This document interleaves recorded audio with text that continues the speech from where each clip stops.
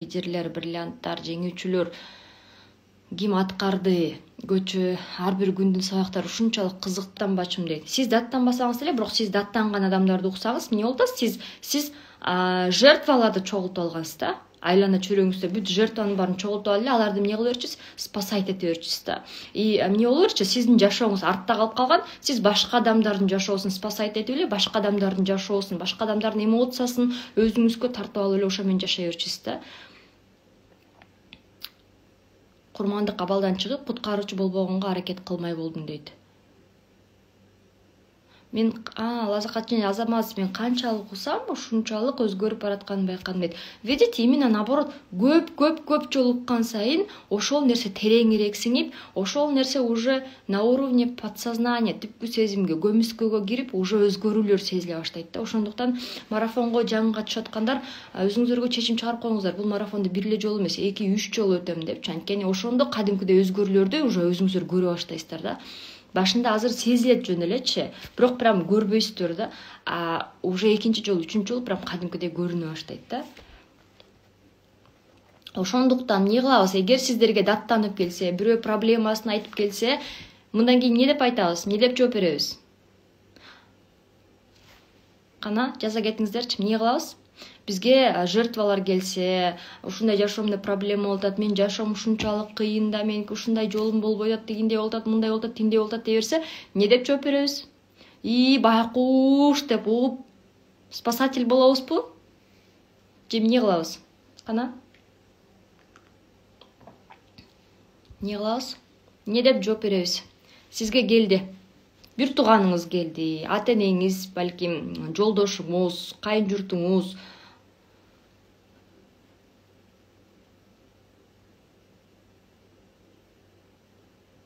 Жол көрсөтүүчү болом дейт. Ошол кантип жооп бересиз? Ошо можно именно совет берем дейт. Так. И так эле совет берип атпайсызбы? И так эле совет берип, ошол сиз спасатель болуп атпайсызбы? Так, кеңеш берүү. И так эле силер буга чейин кеңеш берип келгенсиздер, урматтуу жеңүүчүлөр. Именно ушу кеңеш берип атып, сиз эмне болуп атасыз? Кеңеш бергенде роль спасателя болуп атасыз да. Туура айтасыз. Ойлонуп көр дейбиз. Именно кеңеш бербеш керек, урматтуу айымдар. Бесплатный совет, бесполезный совет дегенди билесиздерби? Орустарда аябай жакшы сөз бар да. Бесплатный совет, бесполезный совет дейт. Туура, өзүң үстүңө иштеп, өзүң өзгөр, туура. Ал ошол түшүнүк келиш үчүн бар жашоого шүгүр кыл деп айтасыз. Туура, эң негизги бул биринчи шүгүр кылуу. Мага постоянно кичинекей кезде идиш жугум келбейт да. Кечинде особенно уйкуң келет го, тамак ичкенден чалдырап жаткың келет, анан сен жуу, мен жуу деп биз 3 кызбыз да, анан сен жуу, мен жуу деп бирибизге түртө баштаганда мамам айтчу да, шүгүр дегиле ушу идиш баарына, шүгүр дегиле силер тамак ичкен үчүн эмне болду? Идиш кирдеди. Идишиңер бар үчүн идиш жуйсуңар, например. Идиши жок адамдар кайсы идишти жуумагыла, тамагы жок адам кайсы тамакты ичип идиши да кирдебейт, например. Ошо тамакка канчадан муктаж ачка отурат деп. Ошондуктан ошол нерсе болуп жатса, значит ошол нерсеге да шүгүр деш керек да. Ошол нерсе дагы бир жакка бир нерсени көргөзүп, дагы бир багыт берип жатат да.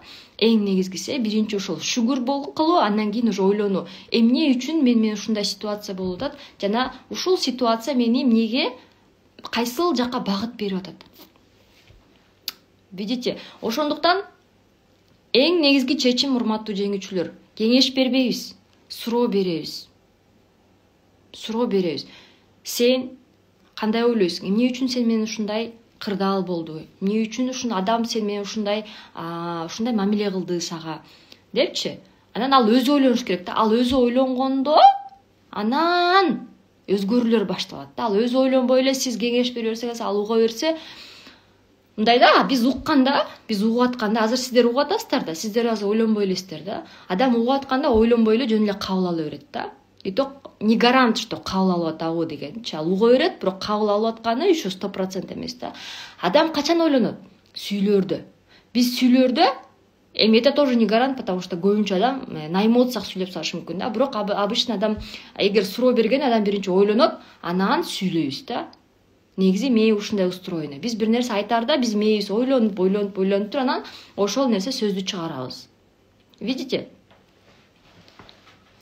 И ошондуктан мен силерге эмне үчүн биз көп убакта суроо беребиз, чтобы силерден кайтарым байланыша алыш үчүн, чтобы силер ошол информацияны кабыл алып, переработать этип, сиңирип, анан жооп беришиңер үчүн суроо беребиз да. Ошондой эле сиздер да ал адам эгер өзгөрсүн, ал адам ошол кырдаалдан чыксын деп жардам берем десеңиздер, ал адамга суроо бериңиздер.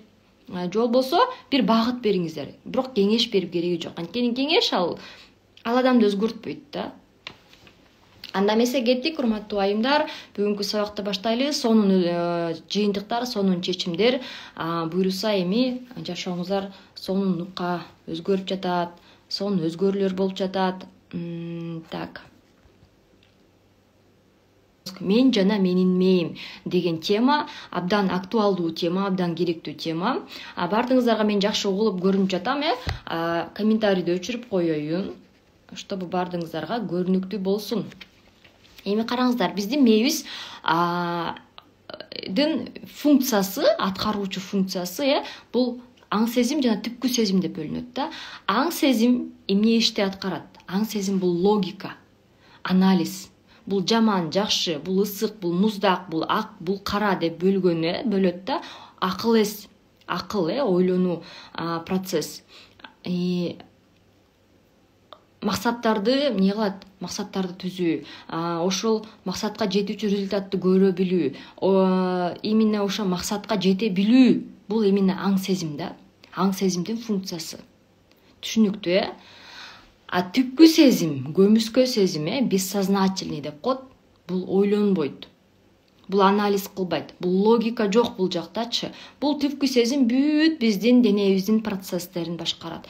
Например, азыр сиздер көрүп атасыздар, бирок сиздер ойлонбой элесиздер да, өпкөм дем ал, дем чыгар, жүрөгүм сок, бүт ашказаным иште деп сиз эч нерсе ойлонбой элесиздер. Бул автоматтык түрдө болуп атат, автоматтык түрдө сиз дем алып атасыз, автоматтык түрдө сиздин жүрөгүңүз согуп атат, канды алып, кайра канды жиберип атат бүт организмге, бүт денеңизге. Ашказаныңыз иштеп атат, азыр суу ичип атасызбы, балким кофе ичип атасызбы, ошону кабыл алып бүт клеткаларга бөлүп атат. То есть азыр миллиондогон денеңизде процесстер жүрүп жатат. Буну именно биздин түпкү сезим башкарат.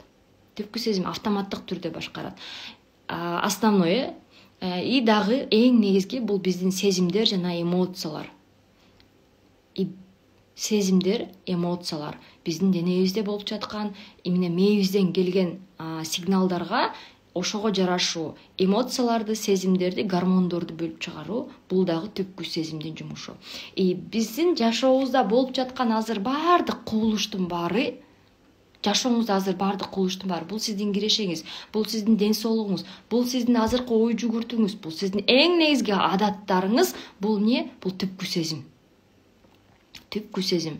Жазып алдыңыздар, Түпкү сезим эмне иштерди аткарат экен?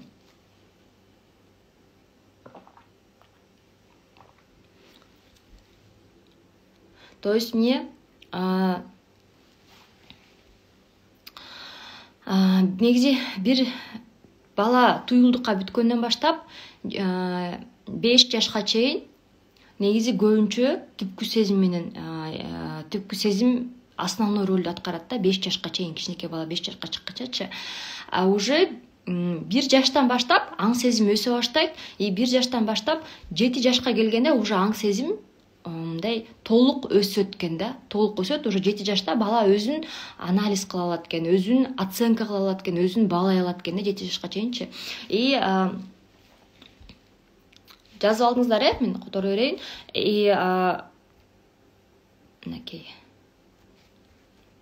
Мынакей, мындай айтсак, аң сезим бул чоң киши. Чоң киши бул анализ кыла алат, бул ойлоно алат, бул билет, бул жакшы, бул жаман, бул ысык, бул муздак, бул ак, бул кара деп бөлүп биле алат да, чоң кишичи. Ал аң сезим бул ойлор менен, сөздөр менен ойлонот да, например, түпкү сезим бул картина, бул кичинекей бала. Образдар менен ойлонот да. Бул сөздү түшүнбөйт, бул образдар, бул картиналар менен, бул эмоция, бул сезимдер менен ойлонот. Бул кичинекей бала да. Эгер кичинекей балага карап туруп сиз күлсөңүз, ал кичинекей бала түшүнөт, баары жакшы деп түшүнөт да. Эгер кичинекей бала кабагыңызды бүркөсөңүз, ал түшүнөт, что бир нерсе туура эмес кылып койгонунчу. Ал сиздин эмоцияларыңыз менен, сезимдериңиз менен түшүнөт да. туурабы?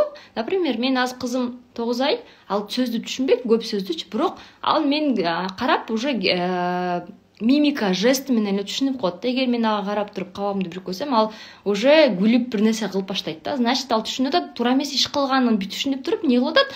Акырын алдап атат да. Ошол ситуациядан чыгыш керек болот атагачы. А эгер мен күлсөм, ал түшүнөт, баары жакшы. Дальше кылып аткан ишин кыла берет да. Эми эгер бир нерсени түпкү сезимге киргизебиз десек, эмне үчүн түпкү сезимге? Анткени түпкү сезим биздин жашообузду башкарган түпкү сезим да. Биздин жашообузда болуп жаткан баардык нерсе бул түпкү сезимден. Эгер жашооңузда бир нерсе пайда болсун десеңиздер, жашоомду өзгөртөм десеңиздер, ошол түпкү сезимди өзгөртүш керек да. Кантип? Ошол жөнүндө кененирээк бүгүн сүйлөшөбүз. Эми караңыздар. Түйүлдүккө бүткөндөн баштап 5 жашка чейин түпкү сезим башкарат. Например, түпкү сезим кичинекей бала деп жатпайбызбы? Ал билбейт да бул жакшы жаман экенинчи. Ал баардык нерсени кабыл ала берет. Аңдабайт, бөлбөйт, жаман, жакшы, кара, ак деп бөлбөй эле баардык нерсени өзүнө кабыл ала берет да. И ошон үчүн, например, мен деле ушу кичинекей баламан, кызыман аябай жакшы билем. Кичинекей бир нерсени таба алат дагы эле, ошону оозуна салып алат. Оозуна салып алгандан кийин аны уже чыгарбайт. Какап атса дагы, ал нерсе жаман болуп атса дагы, жакпай атса дагы, кабагын бүркөп, ачуу бир нерсе салып алса дагы эле, бирок оозунан чыгарбайт да. Салды, бүттү, кабыл ала берет. Ошондой эле түпкү сезим дагы бир нерсени, например, ишенимдер, установкалар, убеждениялар, кинодон алганбы, новостиден алганбы, кайгылуу нерселерби, ошону нерсени кабыл алып алдыбы, бүттү, ошол нерсени сиздин жашооңузга алып келе берет да. Сиздин жашооңузда ошол нерселер, өзүңүздүн жашооңузда ошондой нерселер пайда боло берет. Ошондуктан эмне үчүн биз айтабыз, кинону, жанагындай кайгылуу кинолорду же новостилерди көрбөй эле коюңуздар деп. Анткени биз новостилерди же кинону көрүп атканда бизде аң сезим практически отключен, өчүк. Анткени биз эмне үчүн? И ошол моментте түпкү сезим кабыл ала берет. Сиз эмоция менен, кинону эмоция менен көрөбүз го, эмоция менен көргөн нерселерди түпкү сезим бачым кабыл алат да, эмоция менен болгон нерселерди. Же болбосо бирөө сизге эмне үчүн даттанбагыла деги, даттанган адамдарды укпагыла деп атабыз. Даттанган адам укканда сиз аны эмоция менен угуп атпайсызбы? Байкуш, сен ушундай жашооң ушундай болду, деп ага кайгырып атып, сиз эмне кыласыз? Сиз билбей анын жашоосунда болгон ситуацияларды, анын жашоосунун деңгээлин, ошондой ситуацияларды өзүңүздүн түпкү сезимге кабыл алып алып, бир убакыттан кийин ошол ситуациялар, ошогондой ситуациялар, ошого окшош ситуациялар сиздин жашооңузда пайда болуп баштайт. Неге? Анткени сиздин түпкү сезим ошону кабыл алып алган да.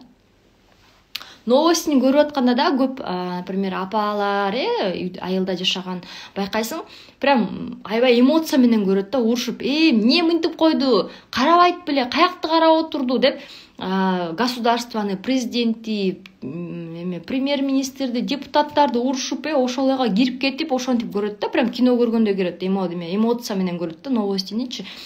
Например, бирөөнү өлтүрүп кетти, бирөөнү сабап кетти, бир жакта бир нерсе болду, же бир жакта суу ташкындап атат десе, ошону эмоция менен көрүп, ошого комментарий берип көрөт да. Эмнеге? И ошол эмоция менен көрүп аткан убакта түпкү сезим ошону ылгабай кабыл ала берет. Жана кичинекей бала туура эмес бир нерсени жеп алдыбы, бүттү, аны бирок чыгарбайт, ал билбейт, ал жаман нерсе экен. Керде болот, мен кызым какап атат, көзүнөн жаш чыгып атат, бирок оозун ачпайт да, алайын десеңчи. Оозун ачпай, оозун бекитип алат да. Вот ошондой эле түпкү сезим бир нерсени кабыл алса, бүттү, ал чыгарбайт, оңой менен чыгарбайт. Видите? Ошондуктан бир нерсени кабыл алдыбы, сиздин түпкү сезим, аны чыгарыш оңой эмес, анын үчүн үстүндө иштеш керек. Убакыт керек да. Балким сиз ошол ишенимди, например, жана «Богатые тоже плачут» деген кино бар болчу илгери, «Санта-Барбара» деген кино бар болчу, «Вечная драма» бар болчу. Ошондой кинолордо эмне деген бизде установка калып калган. Байлар деле ыйлайт экен да, значит, бай болбой эле коюшум керек экен деген установка, ишеним кирип калган да. Ал ишеним балким 1 минутта, балким жарым саатта же 1 саатта кирип калышы мүмкүн сиздергечи. Бирок ал ишеними иштеш үчүн балким сиздерге бир нече ай керек болот да. Видите? Ошондуктан мындан кийин осознанно деген эмне? Бул тандоо. ушул мага керекпи, ушул кино көрүш керекпи мага, ушул кино менин жашоомду жакшыртабы, ушул кино менин кирешемди көбөйтөбү, ушул кино менин ден соолугумдун сапатын жакшыртабы, ушул жаңылык менин жашоомду жакшыртабы, же ушул адам бөлүшкөн нерсе, азыр адам келип сизге жалуется же, например, да, ошондо эмоция менен уга бербеш керек. Эмоция менен уга берсеңиз сиздер түпкү сезим кабыл алат. Укканда мындай суроо берип угуш керек да, мен бул адамга жардам бере аламбы? Кантип жардам бере алам? Байкуш деп уга берсеңиздер, анда сиз өзүңүзгө кабыл аласыз анын жашоосунчу. Жок, мен ушул адамга кантип жардам бере аламбы деп ойлонушуңуз керек да. Ошондо уже аң сезим менен угасыз да сизчи. Анализ, логика включен болот да, күйүк болот. Ошондо сизде түпкү сезим кабыл албайт да. Анткени аң сезим күйүк болгондо, анализ, логика иштегенде көп нерсе түпкү сезимге өтпөйт. Анткени аң сезим анализдеп, электеп турат да, мынтипчи. Электеп турат дагы, керектүүсү калат, кереги жогун алып салат да. Эмоция менен угатканда сиз байкуш деп угатсаңыз, уже биякта аң сезим отключен, өчүк. Түпкү сезим ала берет баарын. Ошон үчүн любой нерсени угатканда аң сезим менен угуш керек. Это осознанность. Бул мага керекпи? Же бул адамга мен жардам бере аламбы? Кантип жардам бере алам? Бул менин жашоомду жакшыртабы? Бул менин кирешемди көбөйтөбү? Бул менин ден соолугума жардам береби? Бул менин кыял максаттарыма жеткиреби? Деп туруп суроо беришиңиз керек да. Азыркы убакта да аябай мындай эмоционалдык деңгээлде кыйыныраак убак, анткени деген тренерлер, спикерлер, сабак берген адамдар, мотиваторлор, психологдор укмуш көп, ар бири өзүнүн эмесин мактайт да. Мен сен жашооңду өзгөртүп, мен сени укмуш кылыйм, мен сени миллионер кылыйм, мен сени тип эле укмуш адам кылыйм дейт деп реклама кылганда, биз эмоция менен уга берип, экен деп эле азыр көп адамдар бир сабактан бир сабакка жазыла берет да. Менде да ушундай болгон, мен ошо смартичке жаңы келгенде эмоция менен угуп, укмуш, мен тренер дегендин баарын сабактын баарына катышып чыккам да. Болгон мен тренер деген сабактын баарына катышып чыгып, эң артында уже башым чаржайт болуп, өзүмдү жоготуп койгом да. Анткени ар бир спикердин өзүнүн максаты бар да. Ошол спикердин максаты сиздин максатыңыз менен дал келбеши мүмкүн. Аң сезим өчүк болгондо, сиз эмоция менен укканда, сиз аны даже байкабайсыз. Бул спикердин максаты менин максатым менен дал келеби? Бул спикердин сабактары мага менин жашоомо, менин максаттарыма жеткиргенге жардам береби деп суроо бербей эле, бул укмуш экен, сонун экен, бул миллионер болгонго жардам берет экен, бул сонун турбайбы деп эле эмне кылабыз? Жазылып алабыз дагы эле, анан уга беребиз, анан эмне болот? Ал сиздин максатыңыз менен дал келбесе, сиз мындай талтайып каласыз да. Дальше баса албай, талтайып бир жерде туруп каласыз да. Менде ушундай болгон бир моменттечи, мен жашооно каяка барышым керек, жашоодо өзүмдү жоготуп коеюн дегем да. Эмнеге? Анткени көп сабакты уга берген. Ошондуктан урматтуу жеңүүчүлөр, эгер өзгөрөм десеңиздер, бир сабакты бир нече убакыт кайталап катышыңыздар. Бияктан бир сабак угуп, тияктан бир сабак угуп, бул спикердикин угуп, жок жардам бербей койду деп тиги спикердикин угуш керек эмес. Жок. Өзгөрүү үчүн убакыт керек болот да. Ошондуктан эмне кыласыздар? Бир сабакты результат болгучу угуш керек болот. Сразу эле бир сабактан результат болбойт. Анткени өзгөрүш үчүн убакыт керек болот. Түпкү сезимдеги сиздин ишенимдер өзгөрүш үчүн, түпкү сезимге кирип калган установкалар өзгөрүш үчүн, убеждениялар, сизди башкарып аткан эмоциялар өзгөрүш үчүн убакыт керек болот да. Ал бир эле сабактан бир эле айда өзгөрүп кетпейт да. Ошондуктан эмне кыласыз? Мынакей, көрүп атасыздар сүрөттөчү мына. Красная машина десе, бул аң сезим да, бул сөз менен түшүнөт да, анткени бул чоң киши, аякта логика бар, аякта анализ бар да. Бирок түпкү сезим бул картина.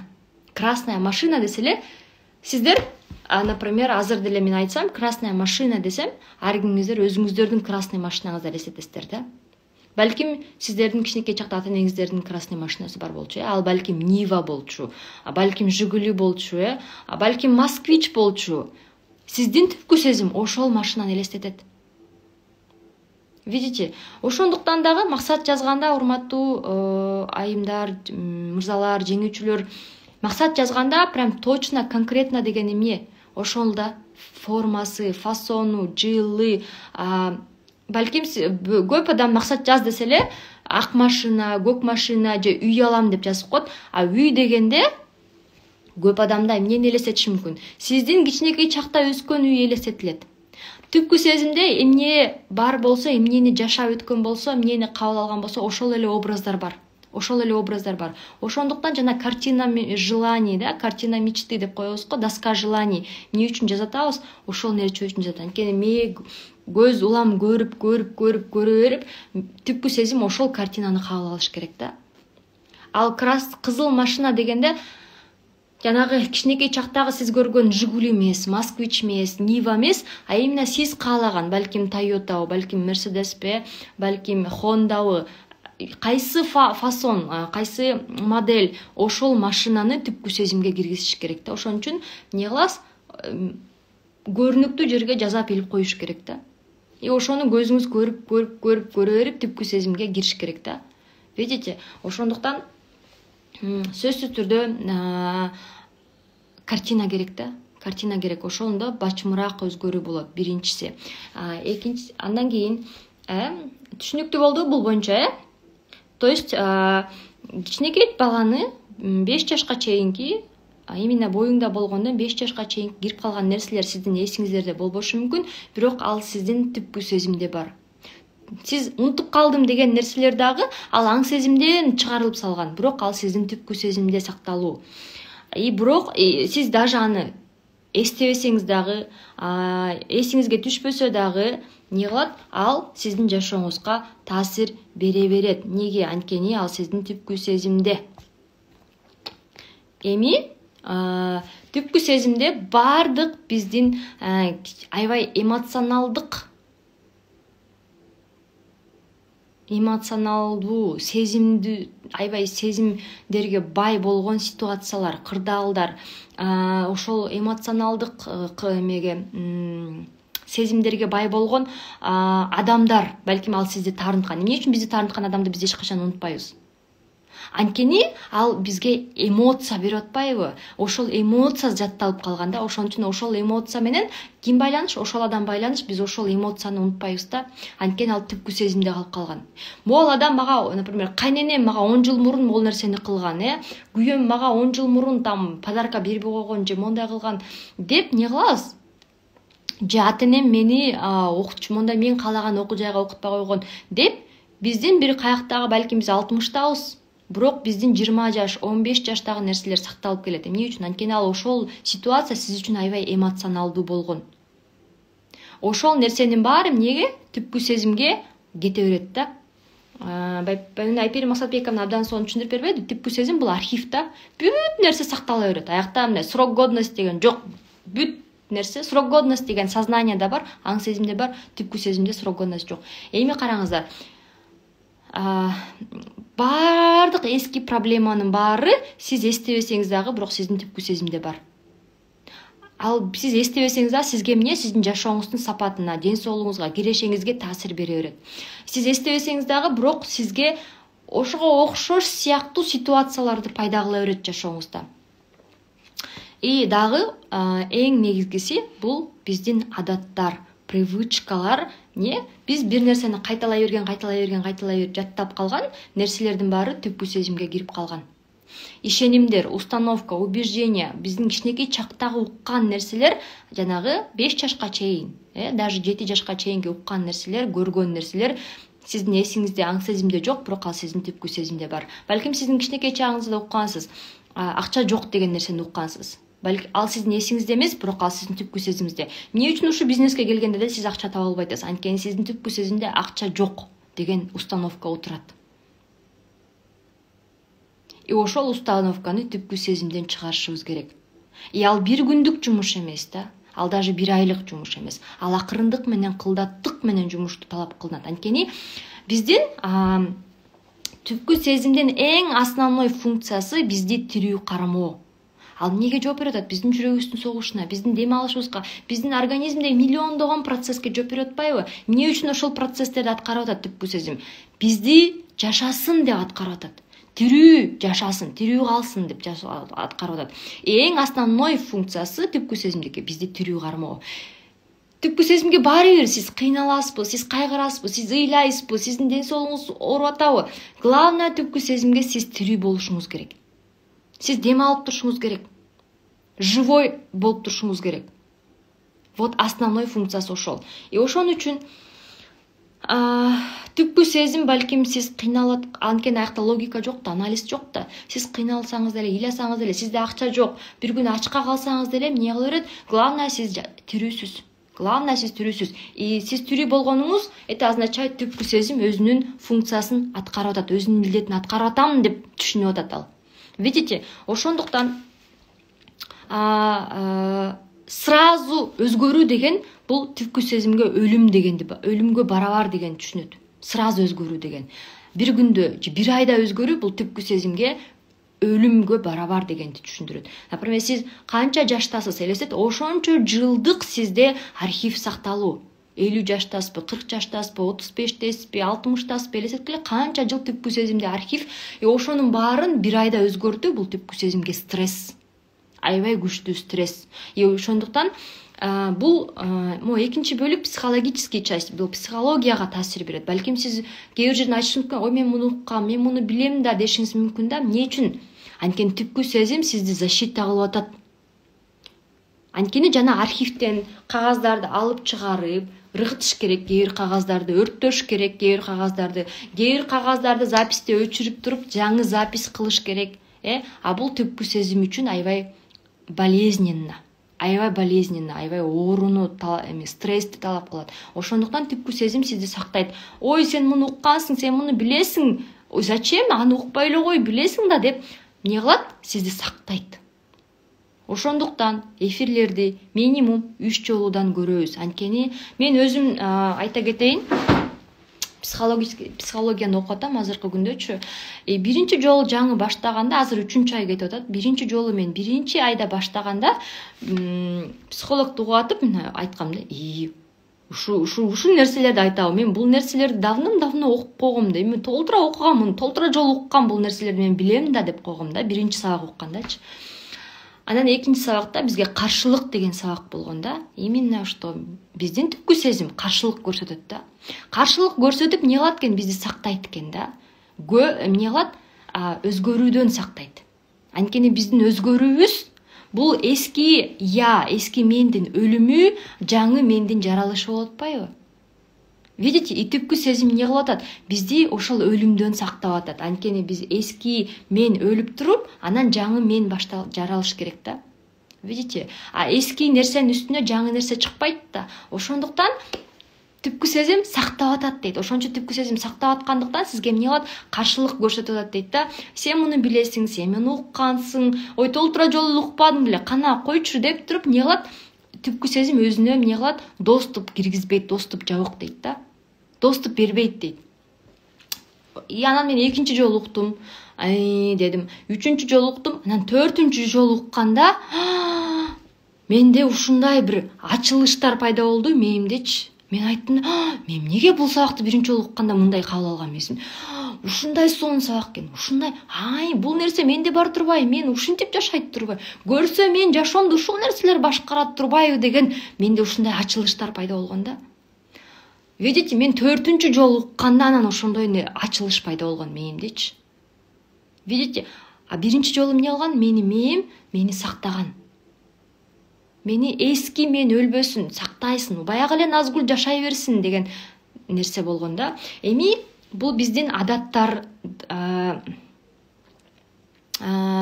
эски ишенимдер, убеждениялар, биздин мээбиздеги түпкү сезимде сакталган нерсенин баарын акырындык кылдаттык менен өзгөртөбүз. Ошондуктан күн сайын эфирди кайталап көрүп, тапшырманы аткара бериңиздер. Сразу өзгөрүүнү каалабаңыздар, урматтуу айымдар.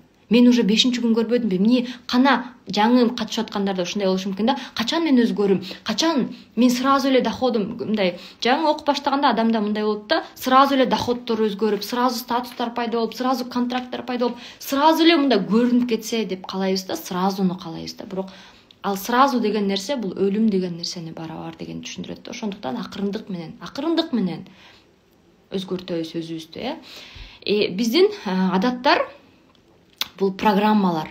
Биздин адаттар бул биздин мээбиздеги программалар.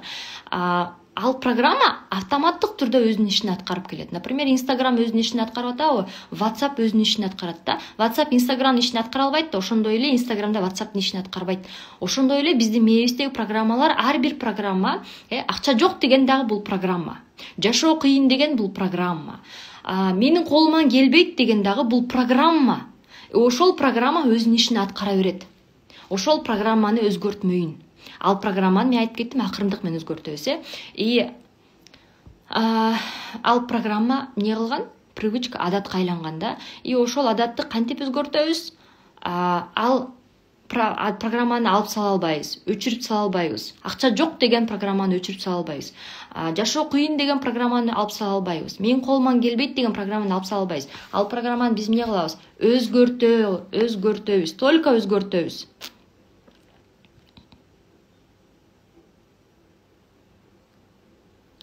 Кантип өзгөртөбүз?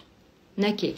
Могу сүрөттү көрүп атасыңарбы? Нейрондор. Могу нейрондор эң астыңкы сүрөттөр бул мээбиздин ичиндеги нейрондор да. Мындай микроскоп менен чоңойтулгандагы сүрөтү да. Могу күйүп турбайбы, жанып турганы бул эмне деген түшүндүрөт?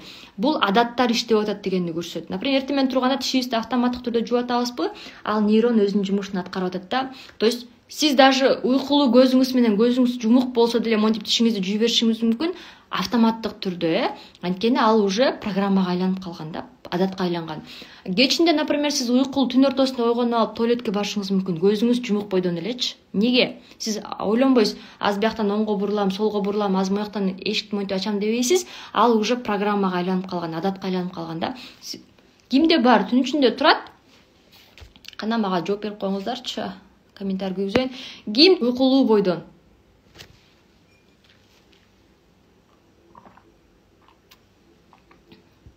Кана ким бар деле. Например, айылда жашагандар эшикте туалет алыс, бирок силер уйкулуу бойдон эле билесиздер, кайсы жерде аң бар, кайсы жерде арык бар, кайсы жерден атташ керек, кайсы жерден бурулуш керек. Баарыңыздар билесиздер, анткени уже бул эмне? Мээңиздерде ошол жол уже салынып калган да. Ошол жол салынган үчүн могу нейрондор күйүп атат да. То есть нейрон күйгөн эмне дейт? Могу жерден оңго бул, бул жерден солго, буякта арык бар, атта, бутуңду чоңураак атта, анан мына бүттү жеттиң. Даже мээңиз билет канча кадам жасасаңыз ошол туалетке жетериңизди билет. Балким сиз аң сезим менен санабайсыз, мынча шаг, 10 шаг, 20 үйүңүздө даже, например, квартирада жашагандар, балким сиз 20 шаг аттасаңыз туалетке жетесиз, залдан или кухнядан. Бирок түпкү сезиңиз билет канча шаг атташ керек экен. Түпкү сезиңиз аттап аткан шагтарды санап турат. Сиз аны автоматтык түрдө мээ кыла берет да. Мен дейт. Азаматта рахмат кайтарым байланышка өчүрө берейин. Эмне? То есть бул эмне дейт? Адаттар ишин кылып атканда могу нейрондор күйүп турат, лампочка сыяктуу. Адатка айланганда, бул мээңизге, түпкү сезимге адатка киргенде, бул нейрон постоянно күйүп турат. Өчпөгөн лампочка да. Өчпөгөн. Күндүз күн чыгып атат го. Бизде түн болсо деле, бирок күн азыр башка жакта чыгып атат да. То есть, видите, ошондой бул нейрондор постоянно күйүп турат да. То есть, кээде болот, бир адам ушу мага акча керек болот деле деп келгенде сиз автомат түрдө менде акча жок дейсиз да. Хотя чөнтөгүңүздө акча бар, же карточкаңызда акча бар, бирок сиз эмне дейсиз? Менде акча жок деп жооп бересиз да. Ал эмнеге? Менде акча жок деген значит сизде программа бар. Кичинекей чактан кирип калган түпкү сезимде жатат ал программа. Видите? Хотя сизде акча ал киши айта элек да, мага 100 сом, 1000 сом, 2000 сом, балким мага 10 эле сом керек, же балким мага 20 сом керек, жол киреге депчи. Кээде болот го, көчөдөн деле адамдар келип калат. Чоң кыз, мен кантка жете албай аттым эле дегенде эле уже акча жок менде дейсиз да. Эмнеге? Сизде 20 сом бар да чөнтөгүңүздө. Бирок сиз ал адамды до конца укпай эле эмне деп жооп берип койдуңуз, уже менде акча жок деп жооп коюп койдуңуз. Значит, сизде түпкү сезимде менде акча жок деген программа турат да. Бул сиздин жашооңузга таасир берип атат. Эми караңыздар. Адаттарды кантип өзгөртөбүз? Акырындык менен, бирден өзгөртөбүз. Сразу жашообузду өзгөртөбүз десек, акырындык менен баштайбыз. Адаттар, мына жазылып турат, бул кыймыл аракеттер, которые биз күн сайын автоматтык түрдө кыла беребиз. Анализ кылбай эле. Автоматтык түрдө биз, например, сериал көрөбүз. Автоматтык түрдө биз жаңылыктарды көрөбүз. Автоматтык түрдө биз телефондон WhatsApp'тан сообщение келбесе деле телефонду алып WhatsApp'ты карай беребиз. Кимде бар ушундай? Автоматтык түрдө эле Инстаграмды ачып карай беребиз. Ким эмне жазды болду экен, ким эмне салды болду, кимде эмне болуп атат болду экен деп эле эмне автоматтык түрдө карай. Бул привычкага айланып калган. Урматтуу жеңүүчүлөр, сиздерге үй тапшырма. Телефондун настройкасында экранное время деген бар, экрандык убакыт деген бар да. Ошону күйгүзүп коюп туруп, күндө телефонуңуздар отчет берип турат, карайсыз, карап туруңуздар. Например, бүгүн көчөкү күнү канча саат WhatsApp'та отурдуңуздар, канча саат Instagram'да отурдуңуздар, канча саат YouTube'да отурдуңуздар, канча саат кайсы телефонуңуздарды канча саат колдонуңуздар көргөзөт да. Мен биринчи жолу ошону күйгүзгөндө менин телефонум сен көчө телефонду 9 саат колдондуң деп чыгарып берген. Элестетсеңиздер, мен ойлонгон эмесмин, мен бир күндө 9 саат телефон колдонот экенимди элестеткиле. Мен ойлонгомда 9 саат телефон колдонсо мен башка жакта эмне кылдым? Мен эчтеке кылбай эле телефондо эле отуруп турмун да көрсө дегем да. Сиздер өзүңүздөр байкабай эле бир күндө телефонго 8-9 саат, жок дегенде 6 саат телефондо отуруп коесуздар. WhatsAppка эле билинбей 3 саат кетиресиздер. Улам эле карай бересиздер. Бул сиз өзүңүздөр байкабайсыздар, бул привычкага айланып калган да. Сиз эмне кылып, фокусуңуздар бузулуп атат. Сиздер фокусуңуздар максаттарда эмес, контракттарды кылуу, уровень жабуу, кирешени көбөйтүү эмес сиздердин фокустар. Сиздердин фокусуңар ким жазды болду экен WhatsApp'ты карай коеюнчу дейсиздер, автоматтык түрдө. Оюңуздун баары эле ошол. Инстаграмды карайынчы, ким эмне чыгарды болду экен карай коеюнчу, ким эмне деп жазды болду экен. Видите? То есть бул дагы адатка айланып калганда, бул нейрон постоянно күйүп турат. Инстаграмда ким эмне жазды болду экен, WhatsApp'та ким эмне жазды болду экен депчи. Ошондуктан WhatsApp'та ар бирибизде группалар толтурат, WhatsApp'та уведомление деген кнопканы өчүрүп коюңуздар. Керектүү убакта, өзүңүзгө керектүү убакта киресиз, жооп бересиз. Просто эле бирөө жазса эле группадан деп жанталашып карай бербеңиздер. Эми эмне кылабыз? Кантип өзгөртөбүз адаттарды? Биринчи, кичинекей нерседен баштайбыз. Кантип? Караңыз, сиздин жашооңузга таасир берип аткан кайсыл жакпаган адатыңыз бар? Кайсыл жакпаган адатыңыз бар? Ошол адаттарды жазыңыз. Задание 5 адатты жазыңыз. Ошол адаттын бирөөнү алыңыз дагы, бирөөнү кайсы адатка өзгөртөсүз? Например, сизде, например, сериал көргөн адат бар. Билесиздерби, сериал көргөндө ар бир адат, эмне үчүн биз адаттардан арылыш оор, ишенимдерден арылыш оор? Анткени ал ишенимдер мээбизде ой болуп пайда болду да, ал ой определенный мээде сигнал пайда кылып нейрон күйгөндө, нейрон биздин денебизге сигнал берет. Денеге сигнал келгенде, дене ошол сигналга жараша гормондорду бөлүп чыгарат, химические вещества.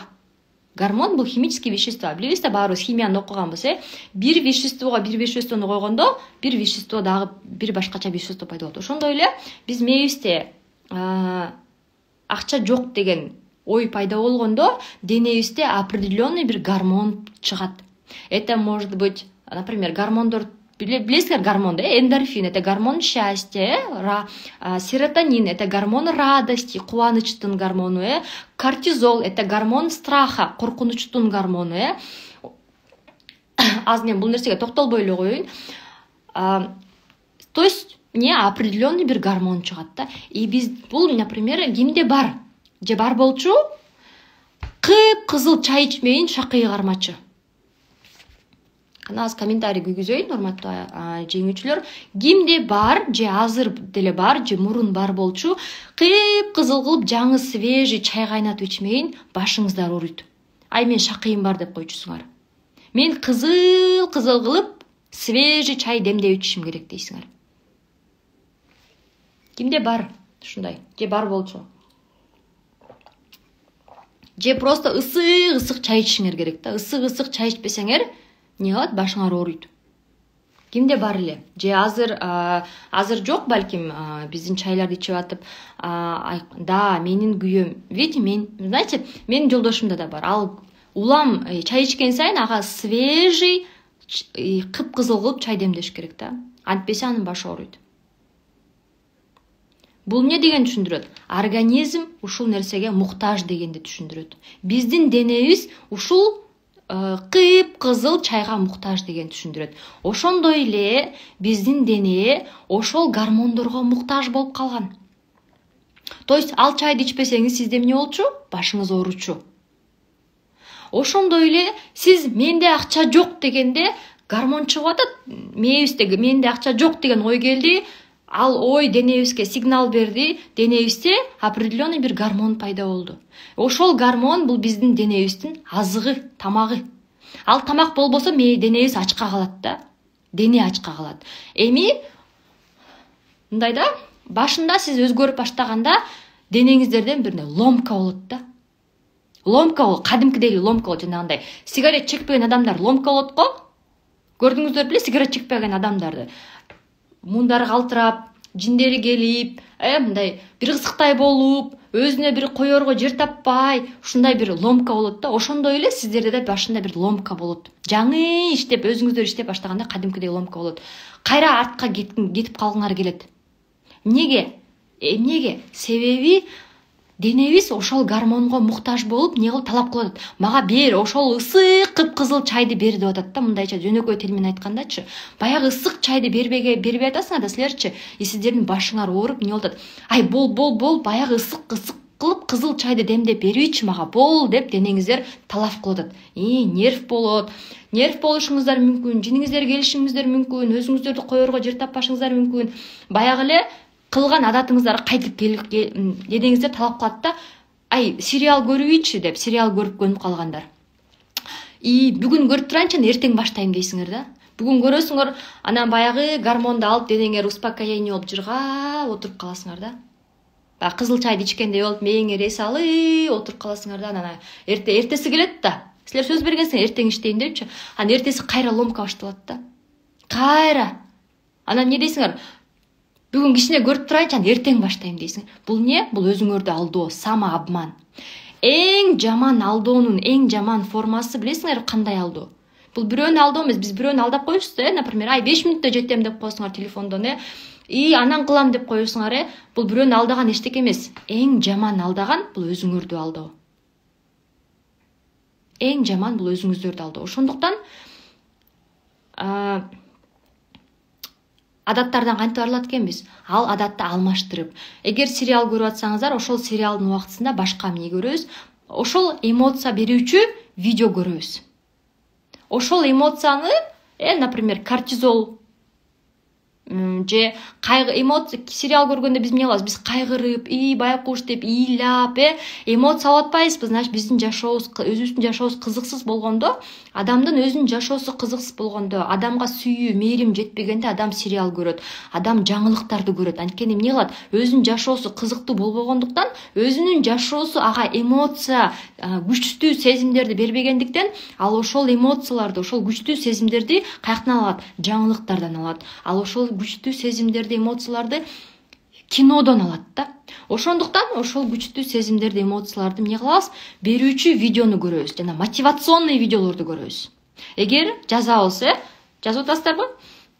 Сиздер сериал көргөн адат бар болсо, же анда кээде болот, бир жумада бир көргөн адамдар бар. Күндө эмес, бир жумада бир көргөндөр. Же болбосо бир айда бир көргөн адамдар бар. Ошол убакытта, кино көргөн убакытта эми сиздер эмне кыласыздар? Мотивация берген, аябай сиздерди прям эмоция, денеңиздерди пиковый состоянияга чыгарган, укмуш эмоция берген видео көрүңүздөр. Табыңыздар YouTube'дан ошондой видео таап туруп, ошол убакта ошол видео көрүп туруп, денеңиздерге башка эмоцияны бериңиздер. Билесиңби, мынакей, ал чай жок, кызыл чай жок, бирок сонун кофе бар. Могу кофени ичебиз деп туруп, ошол обычный краска чайды эми эмне кыласыз? Smart Iштин кофесине алмаштырып, эмне кылдыңыздар? Менде бар болчу деп атпайсыздарбы? Сиздер азыр мурун ичсе, аз ичпей калдыңыздар. Эмне кылдыңыз? Анткени силер ошол кофеге алмаштырдыңар да. Видите, ошон үчүн силер азыр мурункудай кызыл чайды ичпей калдыңар. Ошол алмаштырган үчүн да. Эми же болбосо сизде наалыган адат бар. Наалыган адат бар болсо, эми мындан ары сиз өзүңүздөрдүн жашоодогу жеңишиңиздердин списогун жазып алып туруп, наалыганын ордунда эми сиздер өзүңүздөрдүн жеңишиңиздер менен бөлүшө баштайсыздар. Мен бүгүн турдум. Алхамдулилля, Аллахыма шүгүр. Билесиң, мен бүгүн ойгонбодумбу? 6 санмаман, деним сак. Мен бүгүн эртең менен сабак окубадымбы? Менин жеңишим деп туруп, жеңишиңиздер менен бөлүшө баштаңыздар. То есть адаттарды алмаштырабыз. Ошол адат адатты ийгиликке жетиш үчүн эмне кылат экенбиз? Чек-лист деп коет. Мындай кагазга жазып туруп, например, кайсы адатты алмаштырып атасыз? Наалганын ордуна жеңишиңиздер менен бөлүшкөн адатты жазып атасыз. Эмне жеңишим менен бөлүшүү деп туруп пункт жазып туруп, 30 күндү 1 2 3 4 5 6 7 8 деп 30 күндү белгилеп туруп, ошо бөлүшкөн күнгө галочка коебуз. Например, бүгүн бөлүштүм, галочка. Эртең бөлүшкөн жокмун, крестик. Бүрсү күнү бөлүштүм, галочка. И карайсыз. Например, 1 айдан кийин сизде мындай мээңиз айтышы мүмкүн да, сен кана кылып атасың го, кана результат, кана жыйынтык деп. Мээңиздер сизден эметет да, кайра артка тартат да, ошондо карайсыздар. Мен 1 айдын ичинде 10 эле күн кылган турбаймынбы? Сиздер ойлошуңуздар мүмкүн да, мен ошол нерсени 1 айдан бери кылып атам депчи. Бирок силер аны 1 айдан бери кылып, 1 ай толук кылган жоксуздар. Силер 1 айдын ичинде 10 эле күн кылдыңар. 10 эле күн кылдыңар. Ошон үчүн ал сиздерди эмне адатка айлана элек. Адатка айланыш үчүн мурун билесиңер, 21 күн талап кылынчу. Мурунку убактачы. Бирок азыркы убакта информация, маалыматтын көптүгүнөн азыр бизге эмнеге талап кылынат экен? 21 күн, 21 күндөн 40 күн, 40 күндөн 90 күн талап кылынат. Ошондуктан да бул марафонду биз эмне кылдык? 21 күн, 21 күн, 21 күндөн 3 ай, 3 бөлүктөн турат. 3 бөлүктөн. Бул эмне? 3 айлык. Сиздерге жаңы привычка пайда болуп, жаңы мен пайда болуп, жаңы жашоого эмне болуп атат? Аттанып атасыздар да.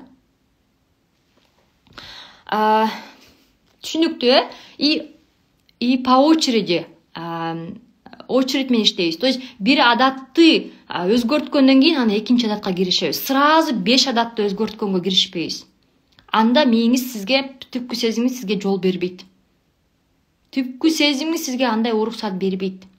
Айтат да, койчу кактан баштабачы, сонунго жашооң, сонунго жашап атасың го, элдин баары жашап атат го. Давай ушинтип эле жашай беребиз дейт да түпкү сезимчи. Ошондуктан бир адатты ишке киргизип, бир адат уже өзгөртүп, бир адатыңыз уже адатка айлангандан кийин анан экинчи адатты иштеп баштайбыз. Түшүнүктүү, эми эмне кылат экен? Мен да ошондой кылдым дейт. Азаматсыз Айгүл эже. То есть эмне кылабыз? Акырындык менен өзгөртөбүз. Биз өзүбүз өзгөргөндө эле, урматтуу жеңүүчүлөр, айлана чөйрөсү өзгөрүп баштайт да. Бул закон ушундай иштейт. Таң каласыз да. Ошондуктан күйөөңүздөрдү, ата энеңиздерди, бир тууганыңыздарды, балдарыңыздарды өзгөртпөй эле коюңуздар, өзүңүздөрдү өзгөртүңүздөр. Сиз өзгөргөндө эле баары автоматтык түрдө акырындык менен өзгөрүп баштайт. Эми бул мышца. То есть эмне болот? Сиздин мышцаңыз жакпай атабы? Колуңузда кармап көргүлөчү, колуңуздар мягкий, мындай упругий эмес, бир кызыктай болуп атабы? Эмне үчүн? Анткени сиздер упражнение кылбай атасыздар да. Бирок бул колуңуз мындай мягкий, упругий, подтянутый болуш үчүн эмне кылыш керек? Күн сайын упражнение кылышыбыз керек да. Эми карап көрүң, колуңуз мягкий болуп атабы? Значит, мээбиз дагы ошондой мягкий, вялый, сила волясы күчтүү эмес, эрки күчтүү эмес да. Анткени взаимосвязано, урматтуу айымдар, жеңүүчүлөр, мырзалар. Биздин денебиз слабый болсо, бизде эркибиз дагы слабый. Эмне? Денебиз слабый болсо, значит, мээбиздин мышцасы дагы слабый. Ошондуктан экөөнү бирдей иштейбиз. Дене менен иштеп атканда мээ менен иштейбиз. Мээ менен иштеп атканда сөзсүз түрдө денени подключаем. Дене менен дагы иштейбиз. Азыр сиздер сабак окуп атасыздар, азаматсыздар, мен сиздерди куттуктайм. И ошол өзүңүздөрдүн үстүндө иштөөгө, сабактарга плюс упражнение кошуңуздар. Плюс денеңиздерге упражнение кошуңуздар. Анткени денени дагы өзгөртүшүбүз керек. Мээни эле өзгөртпөйбүз. Экөө бир. Биздин мээбиз, денебизде да, ошондуктан экөөнү бирдей алып кетебиз. Эми караңыздар, мээ бул мышца. Муну надо качать каждый день. Каждый день надо накачать. И жакынкы арада эле бир нейробиолог, нейрохирург мени операция кылган, мени изилдеген, прям мени изилдеп чыккан адам айтат да, мээге күн сайын нагрузка берип турушубуз керек дейт да. Эгер мээге бир эле күн нагрузка бербей калсак дейт, мээ эмне кылат дейт? Слабый болуп баштайт дейт. Эмне үчүн жана возрастка келгенде адамдар жалуются, мен память, эс тутумум начарлады, мен унутчаак болуп калдым, мен тиндим деп. Азыр жаштар деле ушундай, эмне үчүн? Анткени азыр жаштар деле баарыбыз эле эмне болуп калды? Телефондо отуруп калдык да. Мурункудай ыр жаттабайбыз, сих жаттабайбыз, мээбизге нагрузка бербейбиз да, баарыбыз эле телефондо. Телефон эмне үчүн баарыбыз телефондо? Телефондо баары оңой, даяр да. Ошондуктан мээге нагрузка, күн сайын нагрузка беребиз. Азаматсыздар, сиздер эмне кылып атасыздар? Азыр окуп атасыздар, мээңиздерге нагрузка берип атасыздар да. Мээңиздерди качаете азырчы. Прям жана тренировка кылып атасыздар да, спортзалга барып алып, 1 саат качайм же, ошондой мээңиздерди качаете. Эми бул түрлөрү. Бул дыхательный практика. Туура дыхательный практика, жана медитация кылып атпайсызбы? Альфа режимге ошол дагы дыхательный практика мени өзгөртүүгө, мени иштөөгө кирет. Туура уктоо. Түнкү саат 12-де 1-де уктоо бул мени эс алдырбайт экен. Түнкү 11-ге чейин укташ керек. Ошол мени эс алганга жардам берет. Голодание.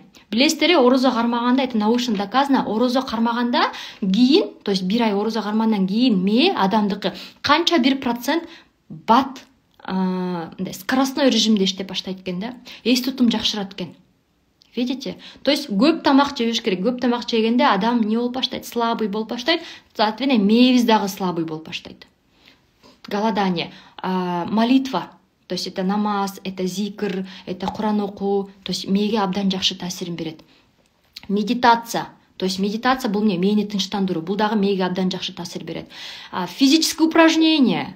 Любой упражнение мээге абдан жакшы таасир берет. Анткени дене, когда мы качаем денени, то есть это мээге да таасирин берет. И окуу, китеп окуу. Желательно вслух үнүң чыгарып. Эмне кылат? Бул дагы мээге абдан жакшы таасирин берет. Бул практиканын баары эмне кылат? Мени өзгөрткөнгө жардам берет.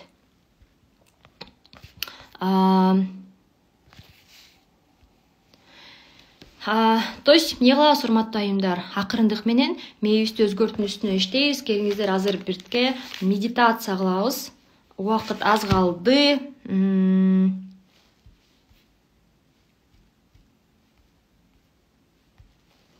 Альфа режимге түшөбүз, анда эмесе кеттик. Терең дем алып, терең дем чыгарабыз. Терең дем алып, терең дем чыгарабыз. 10 жолу. Медитацияда бул эң негизгиси альфа режимге түшүү. Альфа режимге түшөбүз, терең дем алабыз, көзүбүз жумган. Осанка прямая, денебиз түп-түз болуш керек. Вялый, мындай кыйчайган болбош керек. Түп-түз, түз отурабыз, бутубуз жерде, бутубуз сезип туруш керек жерде. Терең дем алабыз, терең дем чыгарабыз. Дем алганда элестетиңиз, сиз ден соолукту дем алып атасыз. Дем алган сайын байлыкты дем алып атасыз.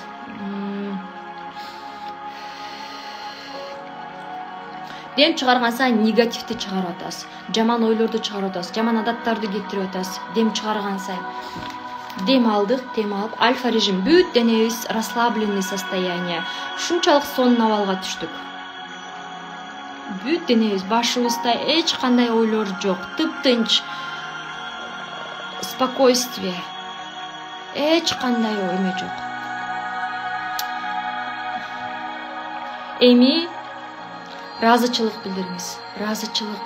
9 ай көтөрүп, эне сүтүн берип, сизди тарбиялап баккан энеңизге ыраазычылык. Апаңызга ыраазычылык.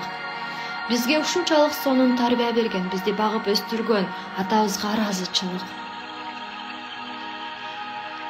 Биз менен чогуу болгон, биздин ушундай адам болуубузга жардам берген бир туугандарыбызга ыраазычылык.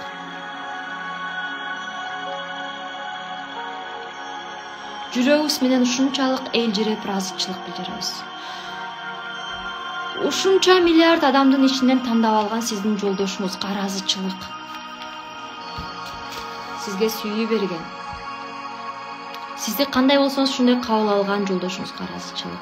Сиздин жашооңузда пайда болгон, сизди жакшы адам болууга, эне болууга, ата болууга насип кылган балдарыңызга ыраазычылык.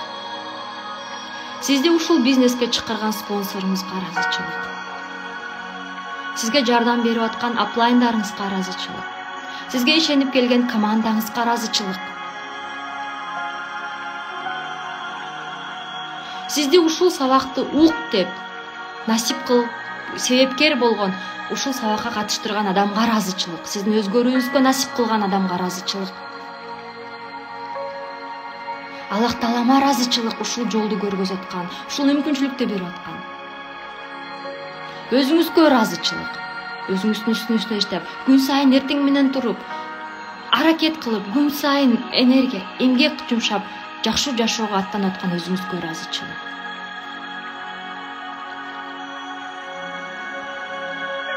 Жүрөгүңүзгө ыраазычылык, күн сайын, минут сайын согуп, сиздин жашооңузга, сиздин ар бир сайын ден соолугуңузга насип кылган жүрөгүңүзгө ыраазычылык. Алып саныңыз аман, ден соолугуңуз чын, ар бир органыңызга ыраазычылык, сизге кызмат кылып аткан.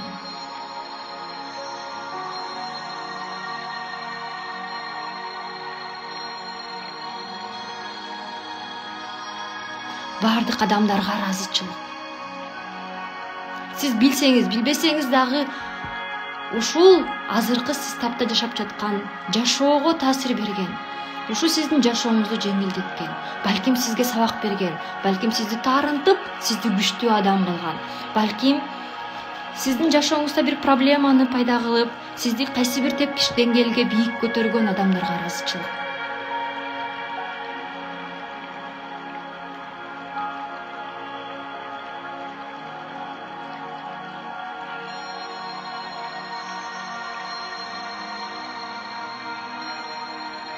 Ошол адамдар бар үчүн, ошол адамдар сизге сабак берген үчүн, себепкер болгон үчүн сиз өзгөрүп атасыз. Ыраазычылык. Ошол үчүн сиз азыр кечириңиз. Жүрөгүңүз менен кечириңиз. Медитация кылабыз. Медитация кылабыз. Ким жүрөкчөлөрдү басып атат? Медитация кылабыз, урматтуу айымдар. Медитация кылганда жүрөкчөлөрдү баспайбыз. Көзүңүздөр жумулук, сиздер медитация практикадасыздар. Азыр баарыбыз ушул альфа режим, баарыбыз ушул поледе кылып атканда, аябай күчтүү энергетика менен кылып атканда, ушул мүмкүнчүлүктү колдонуп калыңыздар. Азыр сиз жалгыз кылган жоксуңар. Азыр сиз менен чогуу 100дөй адам кылып атат. Элестетсеңиздер, сиз менен чогуу 100 адам ушул медитацияда. Ошол мүмкүнчүлүктү колдонуп калыңыздар. Азыр баарыбыз бир энергетикалык поледебиз. Бул күчтүү практика. Сизди таарынткан адамдарга, сизге проблема, сиздин жашооңуздорду кыйындаткан адамдарга ыраазычылык билдириңиз.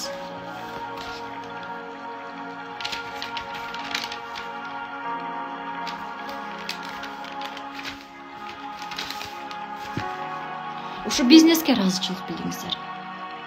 Сизге жума сайын кирешиге чыкканга, сиздин өзүңүздүн үстүңүздөн иштегенге, сизди күн сайын жакшы адам болгонго насип болгон, себепкер болгон ушу бизнеске ыраазычылык билдириңиз.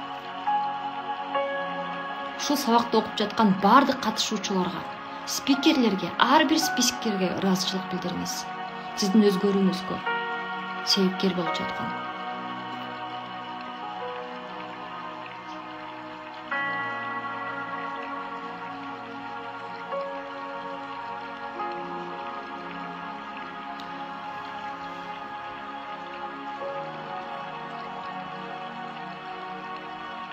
Ушунчалык жүрөгүбүз менен ыраазычылык билдиребиз.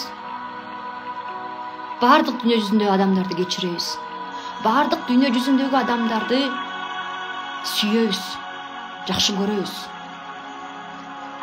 Просто потому что алар бар үчүн, ушул дүйнөгө келген үчүн.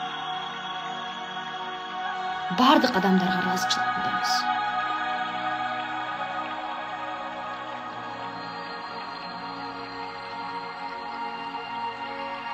Жүрөгүбүз менен жаттайбыз ушул состоянияны, ыраазычылык, сүйүү состояниясын жаттайбыз. Ушул состоянияда жүрөбүз. Терең дем алабыз, терең дем чыгарабыз. Медитациядан чыгабыз. Убактыбыз өтүп кетти. Негизи ар бир тема ушунчалык масштабдуу, абдан кенен. Негизи, эгерде сизде проблема бар болуп атса, значит ушул проблема сизге керек болчу. Эгерде сиздердин жашооңузда бир кырдаал пайда болсо, ушул кырдаал сиздерге керек болчу. Анткени ошол кырдаал, ошол проблема, ошол адамдар сизге ошол денеңизге керектүү эмоцияны берип жатат.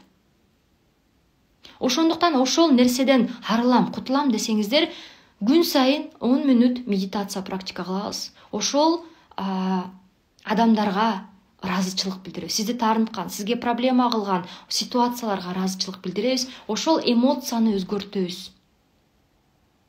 Ошол качан сиздин денеңиз ошол эмоцияга муктаж болбой калганда, сизде өзгөрүү пайда болуп баштайт. Качан сиз жанагы кызыл чайга муктаж болбой калганда, срочно кызыл чай ичишим керек, срочно башымды айыктырышым керек дебей калганда эмне болуп баштайт? Өзгөрүү пайда болот. Өзгөрүү пайда болот. Ошон үчүн биз өзгөрөбүз десек, денедеги эмоцияларды өзгөртөбүз. Через медитация. Это балким музыка мененби, музыка жокпу, эмне кылабыз? Муну күн сайын иштешибиз керек. Күн сайын. Бардыңчылык. Ассаламу алейкум. Ишенем ушул сабак абдан пайдалуу болот, сиңимдүү болот. Өзүңүздөрдүн үстүңүздөрдөн иштеп, иншаллах ушу 21 күндөн кийин 3-чү этапка мен жаңы мен, башкача мен, күчтүү, эрктүү, ийгиликтүү мен болуп киресиздер деп ишенемин. Сиздер менен Назгүл Капарова болду. Баарыңыздарга ыраазымын.